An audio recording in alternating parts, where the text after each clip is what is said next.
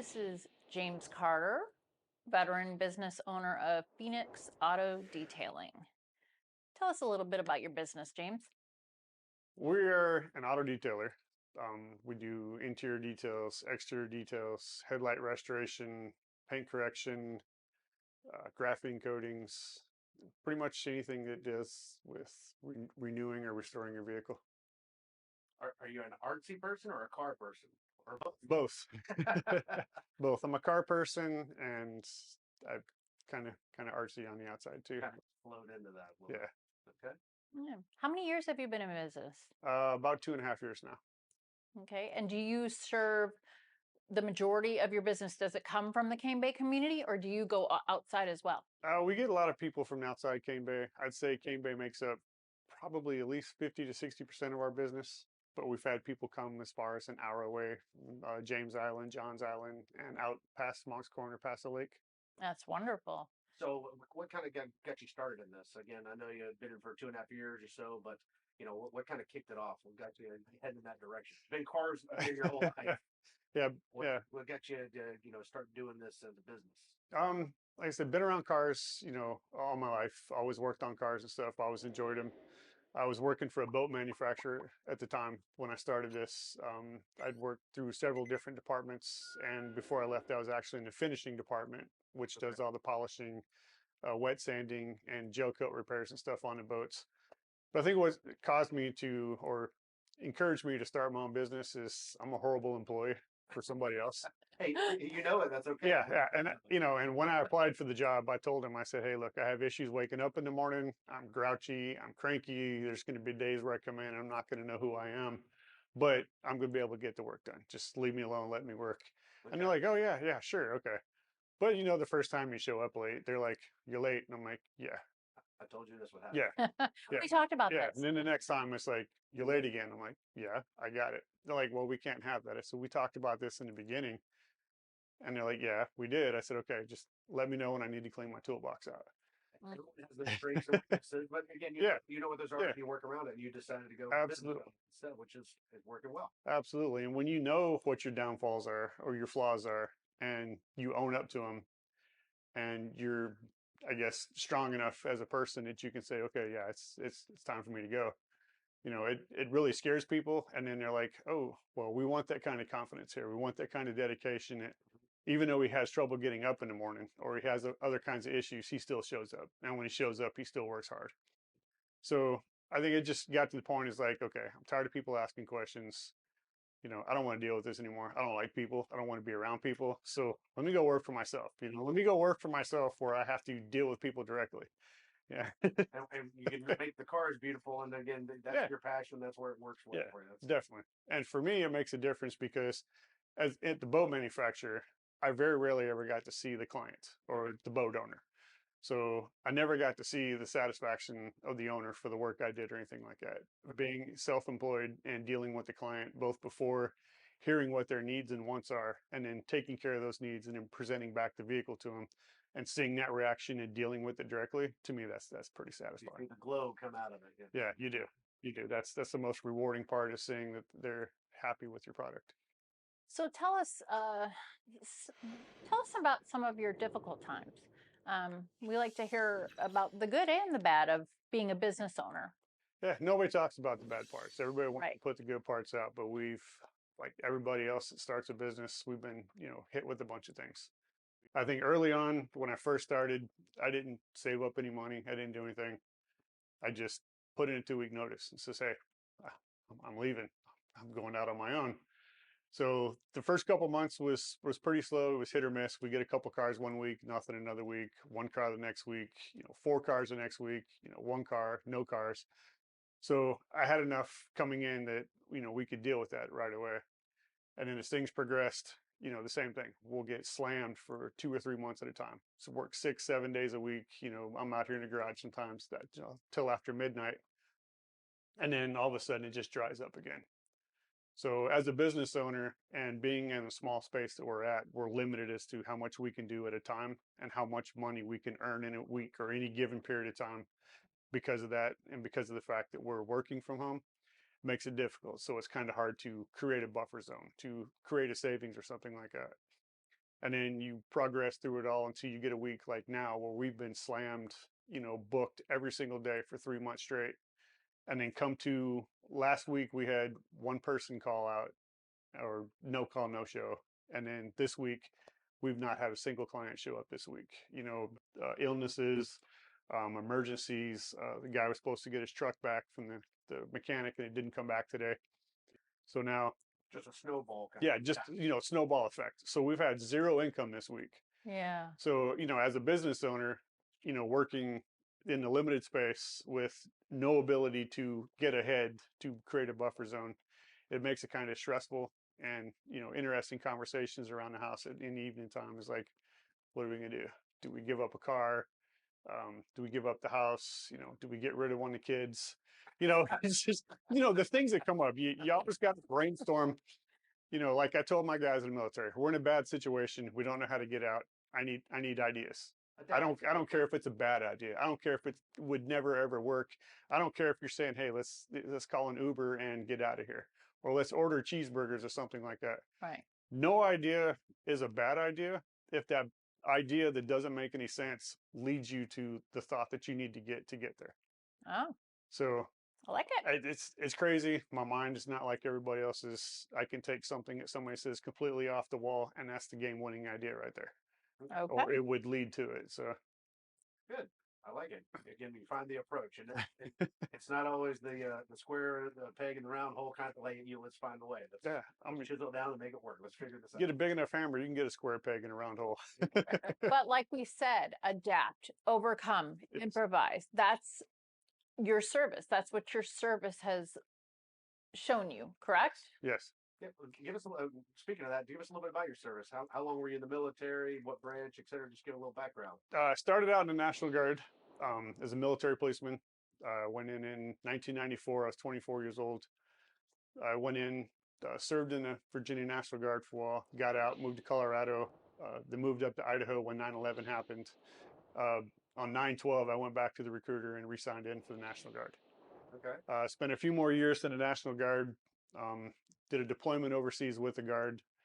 Had a great time on the deployment. Had a great time living the lifestyle. Came back and realized that I couldn't deal with it as a civilian. So I went down on active duty. Went in on active duty as a military policeman, was supposed to be going to Europe. There was an issue with the security clearance that came up. They sent a questionnaire to my house while I was deployed. I didn't get the questionnaire. I couldn't respond back to it. So when I found out a little over a year later, when I'm coming back on active duty, that my security clearance had been revoked, what do you do? Yeah. So like, okay, well, go home. I'm like, I have no home. I got rid of the house. I sold all my stuff, got rid of all the cars. Hey, I was going overseas. They're like, well, you're not going now. I'm like, no, I'm going. You need to find a way. About the challenges. Yeah. Sounds like a big challenge. Yeah. So what it boiled down to is after a couple huge fights with the sergeant major and the civilian guys there, ended up keeping my E5, going to Fort Benning through infantry school. So at 47 years old, I went through infantry school and airborne school. Oh my God. Good for you. Yeah. That hurts my back thinking about it. Like overcoming not necessarily the odds, but I'm sure many people would think that it's like football, right? That age group and where people are like, yeah, they're done. But you overcame it. And you showed that. The academies and stuff. Right. Yeah. Right. So I was 37 years old. I won't make me get the number straight. So That's okay. Still. That's the issues I deal with. Anymore, still. No, it's not. It's not. Right. So right. Now I got called all kinds of names going through infantry school. The drill sergeants were making bets just to see if I could even make it. Yeah. But I was running circles around some of the drill sergeants by the time I was done. So it can be Good for you. surprising. There was a guy in my platoon at boot camp, and he was 39, and we called him the grand old man of the Marine Corps. But the same thing, he was one of the best. Again, it's what's inside, right? It's not. yeah, it is. The passion. There you go. Yeah. Absolutely. Yep. I mean, they train you to get to a point where you just shut your mind down. It's like, okay, this needs to get done. Nothing else matters. You shut everything else off. And you're like, oh, you did it. I'm like, yeah. How'd you do it? I'm like, I don't know. It's like, what do you mean you don't know? You told me I had a task to do. All I did was focus on doing it. I can't tell you how I did it. I can't tell you how I got here. I can just tell you that it got done. Mission accomplished. Yep. That's what it is, right? Yeah, hopefully. Yeah, hopefully we get to see the mission accomplished of the business keep growing. Absolutely. And get over some of these hurdles, just like you got over those hurdles. I guess if I just stop thinking about everything and just do it, it's going to happen. So There you go. There you go. So tell us, why do we name the business Phoenix? Where'd that come from? What's the background? Give us a little story there. all right. So everybody knows the story about the Phoenix. The Phoenix lives its life. Phoenix dies. It rises back up out of the ashes. I've lived a couple lives already. I'm not talking about that whole, reincarnation thing, but in my lifetime, since I was born, I've lived a couple lives already. It's just how active I've been. But it's been a few years ago. I really hit a low spot as a veteran.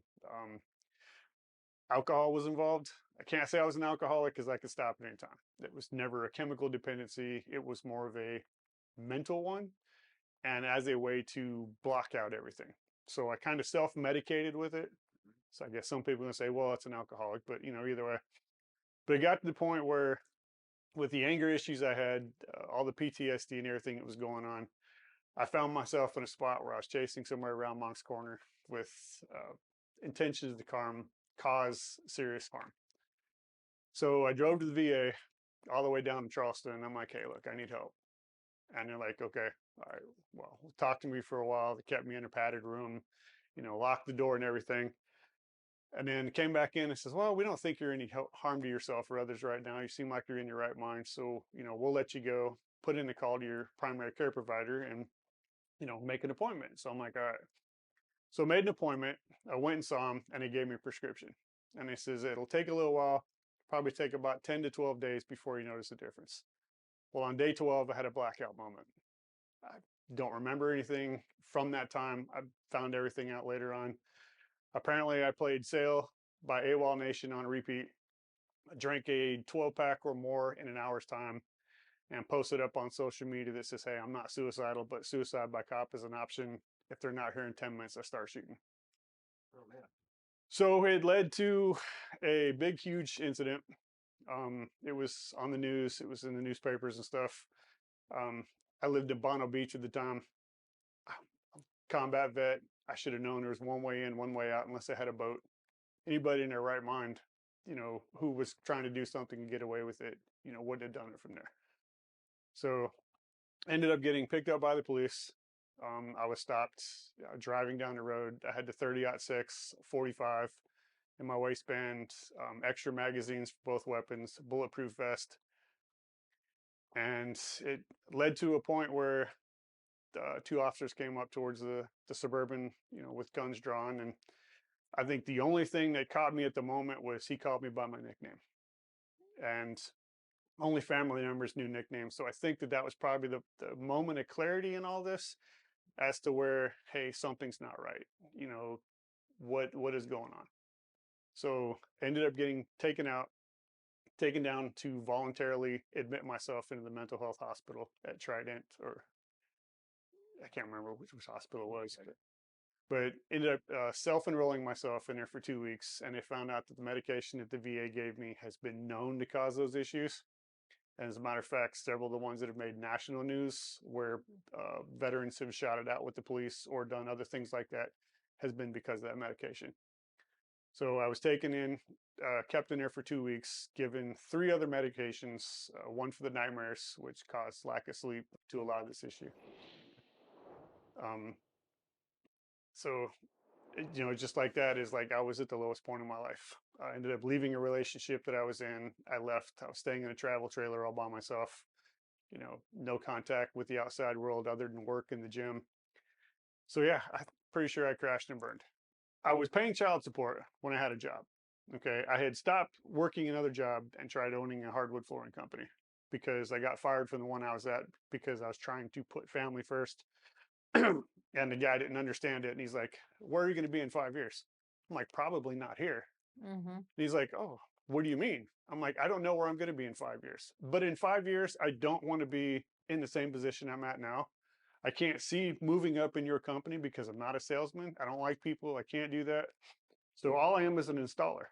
Mm-hmm. I don't want to be doing this for 5 years. I'm old. I'm beaten up. I'm bruised. I'm battered. My knees are shot. I've got issues. I don't want to be doing this in 5 years. He's like, oh, well, I'm not willing to work with you. I'm like, I come to work every day. I bust my ass for you every day putting in hardwood floors. I'm sent to jobs by myself when you normally send 2 to 3 people on a job. So you're not willing to work with me, although I have done everything I can to help your business. And he's like, no. He says, if you're not going to be a company man, I don't want you. I'm like, okay. So he says, I said, I'm putting in my 2-week notice. He says, okay, I got it. Go home. If we need you during that 2 weeks, we'll call you. So it's basically fired me off of my 2-week notice. So I'm like, okay, whatever. So working for myself, they don't take it out of your pay. You have to go down the courthouse and pay it yourself. Yep. Yep. Well, the only way you can do it is to go inside the courthouse, walk in the office, pay the clerk there, and then leave. You can't mail it in. You can't do it online. You can't do anything. It has to be paid in there with cash. So I couldn't do it. So I got behind. And as a veteran, I'm like, screw it. It's non-mission essential. I don't really care. We'll get the money there somehow, some way. Well, South Carolina and the state of Idaho didn't communicate. South Carolina claimed that one of them claimed that we were $6,000 behind. And I think we were only like $1,200 or $1,500 behind. But South Carolina had put out a warrant for me for not paying child support. So because of this incident, and Berkeley County Sheriff's Department responded to it, it showed up. So I've spent 2 weeks in a hospital, the mental health hospital, and I'm told, okay, you're getting out on this day. And I'm like, okay. So they said, your girlfriend is coming to pick you up. I'm like, all right. So the moment they tell me that she's here to pick me up, they open the door, and on the other door, on the other side of this small room, are 3 deputies. So they're standing there with the shackles. I mean, not just the handcuffs, but the handcuffs, the leg cuffs, and the chain that goes from your wrist to your ankles. I guess because it was a mental health issue in the first place, they thought I was something wrong with me. Right. So they end up taking me in, and I have no idea why I'm being arrested. I'm assuming it's the fact that I threatened to shoot people up. I'm assuming it's the social media threats and all this other stuff. So I get shackled and walk through the hospital, right past the doctor that helped me, and I've got my wrist and my ankles bound with the chain between them. So I'm shuffling down the hallway to the elevator. I get in the police car, I get taken all the way to the jail, and I get processed in. So the lady that came in and asked me the questionnaires is like, are you suicidal? I'm like, no. She says, have you ever been suicidal? I'm like, no, I'm not suicidal. I said, I didn't want to live, but I'm not suicidal. I can't take my own life. It's just not me. That's the coward's way out. So they end up taking me into another room with 2 deputies, stripping all my clothes off and giving me pretty much a blanket to wear with armholes in it, and then put in this room, in a suicide room, for 3 days. So I'm in there for like 12 to 14 hours, and I still have no idea why I'm there. I'm just assuming that it's because of that incident. So when I finally get upset and start asking questions, they're like, oh, you're here for child support because you didn't pay child support. I was denied all the medication. The doctors gave me the prescriptions to fill when I got home. So the deputies picked me up, took me straight to the jail. I don't have any of the medication. So for 3 days in that room, I kicked the door. I screamed, I yelled, I cussed. I tried to get the deputies to open the door so we could fight. I really didn't want to live. Yeah. I wanted to die right there, and I didn't care if I got beat to death in that jail cell. And it was so bad that they bring you a stale peanut butter and jelly sandwich and a handful of chips wrapped up in a napkin. And it looks like somebody spit in the bag. And it's a white paper bag and it has the word suicide written on the bag. So I'm like, it's kind of messed up. After everything I've been through, and it's not like it's my fault. It's not like I wanted to do this or I tried to commit suicide on my own. Something with the medication caused a blackout moment, and I guess just whatever inner demons just came out. So now I'm being treated like this. And I told them, I said, look, I'm a veteran. I said, I just got out of the mental health hospital. I need this medication. They're like, oh, we don't have those meds here. I'm like, then take me to the hospital. I'm demanding medical treatment. They're like, no, you're not leaving. I'm like, either get the medication for me or take me to the hospital so they can give it to me. So they just turned around and walked away. So I'm kept in this room for days at a time. And I finally ask, why am I even here? And they're like, oh, a warrant. What's the warrant for? Unpaid child support. So I get treated Unacceptable. like a criminal like that, locked up in a jail cell, butt naked except for a blanket on, or I don't know, like a big long, like a dress, like a man dress made from a shipping blanket on the cold floor. And it smelled like urine. It smelled like feces. There's spit all over the wall, dried up spit. I have to sleep on the floor, you know. I'm like, yeah, after everything I've done in life for this country, you know, for people, for myself, blah, blah, blah, everything I went through, everything I suffered through in the military, everything I've just gone through, the years and years and years of no sleep, the nightmares, waking up in the middle of the night, you know, choking the person next to me or fighting the person next to me, everything I've done. And I finally get help and I find myself right here locked up as a POW. Wow. Like, and that's what sets in, and that mentality hits, and it's just fight or flight. You know, you're either going to fight or you're going to die. And I tried to fight through the doors, and it was rough. Phoenix. Yep. That's all I can say. Yep. That's it. And I think that's powerful. It's rough. I still got a long ways to go, but I'm a whole lot better. I don't have sometimes it's one moment at a time. That's pretty, yeah, one moment at a time. Give me the lunch. Give me the dinner. Give me the next. Give me the out. Yep. What's that saying? Your story is unwritten. Yep. And I think that's and then there's also the best is yet to come. Yep. But as far as going back to why I started a detailing business, when I'm working on that vehicle, I'm not thinking of anything else. It's just I'm in a vehicle, I'm in the zone, I've got the music playing, it's just me working, and then it's like, okay, I'm at peace. I have no other thoughts. I'm not thinking about nightmares. I'm not thinking about everything else that's gone wrong. It's what can I do to make this vehicle look its best? And then when I'm done and I give it back to the client, when they see it and you see the look on their face, it's like, oh, it looks amazing. It looks better than brand new. And it's like, okay, after all I've been through, I can still put myself through whatever it is that I'm doing and still make an impact in someone else's life in a positive way. After all the things I've done in the military, some things that you can talk about, some things you can't talk about, True. some things you never will talk about, some of the things you experienced, some of the impacts that you've made in other people's lives, you know, and it's not always in a good way, even if whatever you did was right, it was just, it was necessary to protect or save somebody else. Somebody is always at the other end of that. Somebody is always feeling the negative consequences of it. So for me to be able to do something and help something in a positive way kind of makes up for everything that went on before that didn't go the way it was planned. It, you know, or for whoever it was on the other end of it that got it in a negative way. Just because you have an enemy that you fight with and it's a fight to the death, it doesn't mean that his mom, his dad, his brother, his sister, his son, his daughter, his wife, or whatever it is, deserve to deal with that because of his actions. So somebody feels it in a negative way. I guess this is my way of trying to get balance back. Do something I can Control. in a positive way to, I guess, maybe put myself at ease, maybe to help, you know, avoid the nightmares. Maybe I can, you know, wake up in the morning and think, wow, I just had a dream that I made a positive impact in somebody's life rather than fighting a demon. That's beautiful. Or being stuck on a roof fighting for your life and everybody around you is dying because there's not a single bullet coming out of your weapon. And every time you pick up another weapon, it's not working. But all your other men on the rooftop are down around you. You can't do anything to save them. So it's nice to be able to do something positive and be able to carry that in when I go to sleep at night. Thank you. Thank you for sharing. Yeah, I can't even imagine the courage it takes to just get that out sometimes. So we appreciate. It's tough sometimes to just ask for help. It's in fact you seek it, and again you were looking for that. That's fantastic. Again, you might have taken some steps at the same time, but I'm so glad to hear you're on the other side of that. That's great. I want to hear veterans succeed. Yeah. As a veteran myself, it's hard to hear this, but at the same time I'm glad I'm hearing it. Yeah. So you can get to the other side and just help each other. Yeah. I'm a man. I'm a man's man.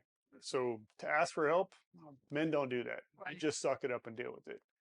Wow. But then the moment you go and you ask for help, and then something like that happens, it's like, that's why I didn't want to go get help. Because when you ask for help, it seems to always come back and get you in the end, one way or another.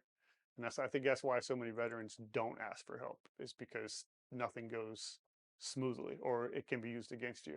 People are like, why do you tell people that? Why do you tell people you went to the mental health hospital? Because somebody out there needs this. Well, and how many One don't? person, yeah, How many don't? yeah. How many don't do that because they're worried about what can, every others are going to think of them, or, Or was stop being a client versus I think you might gain. I mean, being authentic. Yeah. I think that's important. Yeah. And just in business and in your personal life, you'll feel better opening up about it. That's good. I think it's great. The effects of war. Well, hopefully your story changes that. I'm hoping so. There you go. So, Well, thank you for sharing. And I mean, that was raw. That was really raw, and it hit me, and I know it'll hit our our viewers. So thank you for being so open and sharing that, and thank God that you have overcome and are rising every moment of every day. We're proud to know you. We're excited to see where this can go too for you.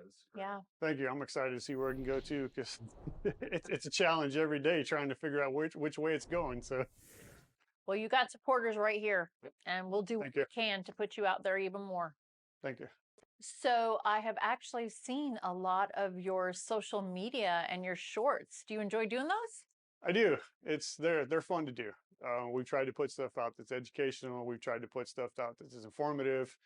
But I think what I feel the most comfortable with is just cutting loose and having fun on some of them. Showing your personality. And how can people find you? We're on Facebook. We get probably 95% of all of our business from Facebook, and that's pretty rare. We are on TikTok. We have a YouTube channel that we've tried to build. It's going a little slow. And we're also on Instagram. That is wonderful, because social media, that's like ideal. That's where a lot of businesses, that's where a lot of like referrals come in. So good for you on that. And we're excited to watch you, and we'll be sharing it on our page as well. So well done. Yeah, thank you. Mm-hmm. Nobody watches TV anymore. So, I mean, it's videos, Netflix, streaming, stuff like that. Yeah. True. So you really can't put up commercials anymore. Right. It doesn't work. And nobody really listens to radio station anymore either, because they got to deal with the DJ. They want some other thing that streams it without all the talk. So you got to find a way to get it out there somewhere. Yep. Social media has been the best for us. They also want to see your face.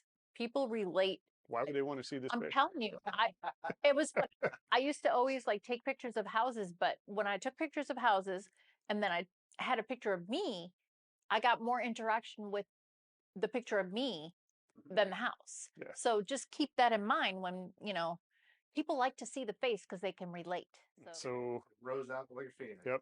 Okay. Met Rebecca, became really good friends, just talking over the internet, talking on the phone, stuff like that. And just getting to know her and knowing that I could actually trust somebody, communicate with somebody. Yeah. Somebody who didn't judge me, was going through issues themselves, and we would just talk and laugh and joke about things, the same kind of sense of humor.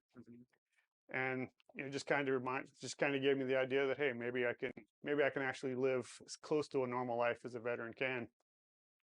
And just went from there. Ended up buying a house, buying a new car, starting a business. And it's like, hey, Phoenix. You're married.